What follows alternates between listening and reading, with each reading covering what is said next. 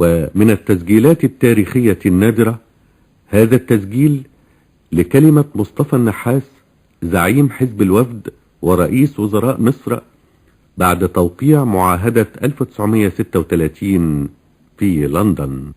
هنا القاهرة. يسر الإذاعة اللاسلكية للحكومة المصرية أن تسمع حضرات المستمعين صوت حضرة صاحب الدولة مصطفى النحاس باشا للمرة الثانية، حيث يتحدث إلى الأمة المصرية الكريمة من استوديو شركة الإذاعة البريطانية بلندن.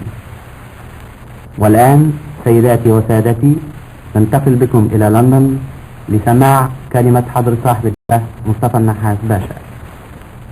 We are now taking you over to London, ladies and gentlemen, for His Excellency Mustafa al-Nahas Pasha. أهنئكم من كل قلبي. تم بحمد الله كما تعلمون في يوم الأربعاء الماضي توقيع معاهدة التحالف والصداقة، وأن نجعل يومها عيد الاستقلال.